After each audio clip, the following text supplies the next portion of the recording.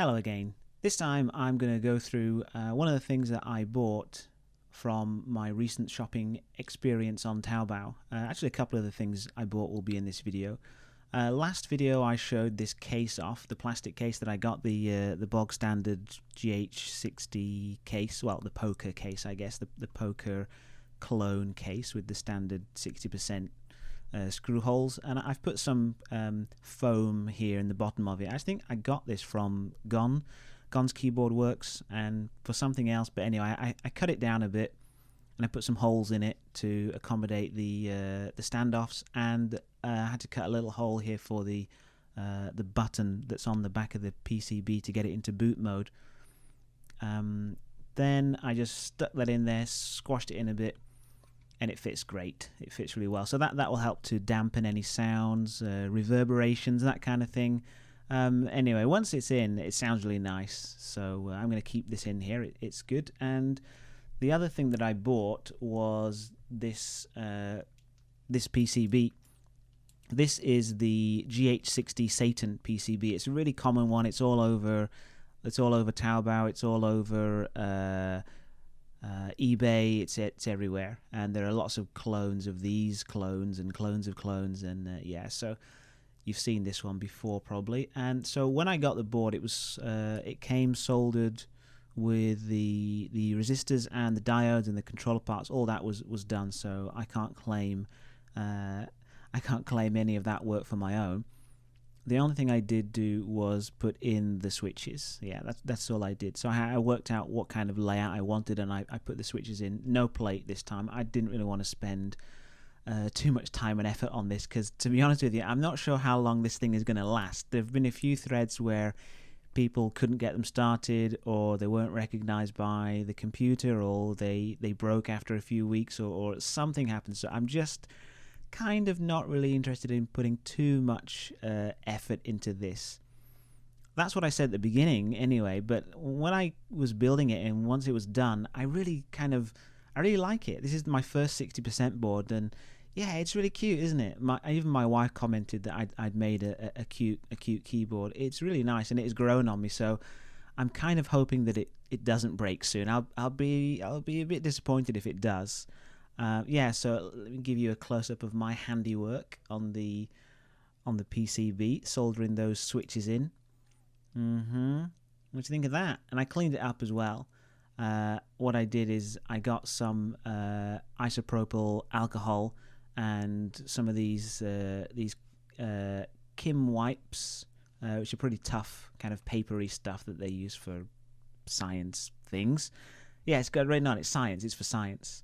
And then I used one of these kind of faux horsehair. Actually, is it faux horsehair? Well, anyway, one of these kind of stiff brushes, and dip the Kim wipe in the isopropyl alcohol, and then dab it over there and give it a nice good brushing. So I think I got most of the flux residue off there, and it's cleaned up pretty nicely, and I didn't burn anything, so that was good.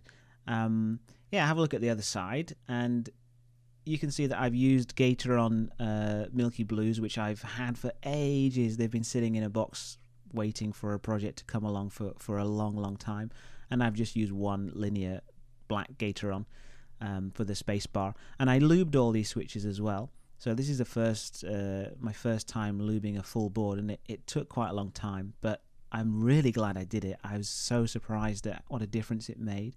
If you've got Gateron Blue switches, you'll know how loud they are. They're really loud and kind of obnoxious. I couldn't imagine using a full board of them unlubed. It's really not good in my opinion.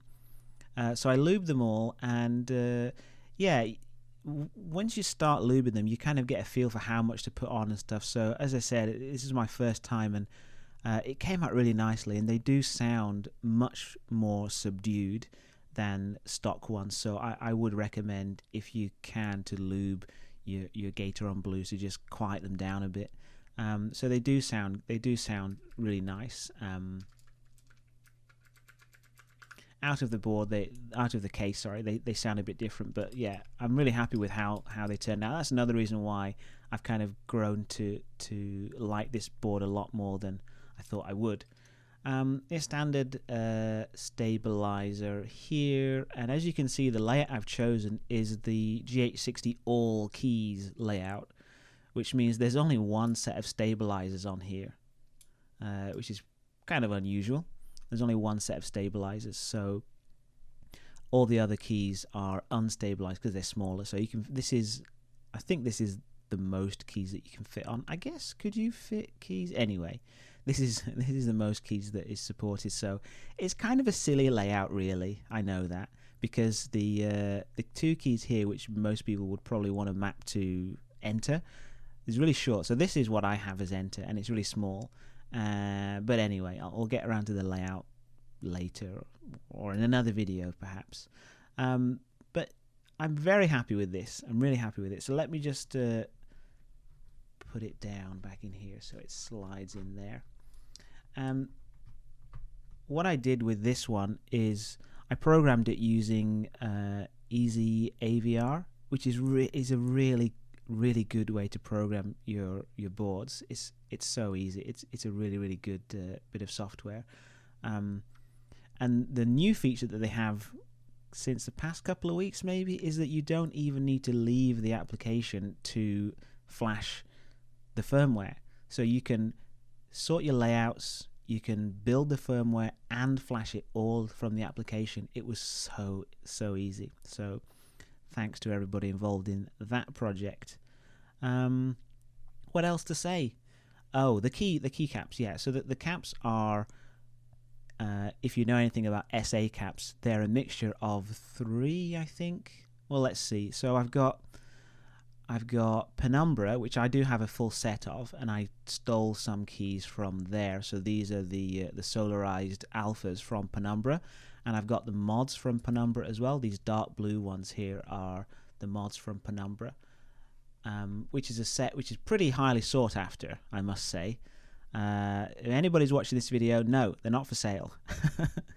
So I've got the Penumbra mods and the 4 of the Penumbra alphas here, and then I've got what else do I have? Yeah, I've got round 5 alphas and the special Numro keys here as well. And these grey ones are also round 5. The blue ones are round 4, which I think some of them are still available, round 5 and round 6 and round 6B. It's very confusing, but you can still get some of these. You cannot get Penumbra unless you get it secondhand or something like that. But these other ones are still available, I think. I think most of them are leftovers though, actually. So you can get some of these keys still available. This is a really unique one. You can still get these, or you can get some of the blanks, and so I decided to put those on because I don't use these SA key sets that much, and I thought it would look cool, and I'm really happy with the way it turned out. So let me just put everything back together, and I'll be back in a bit.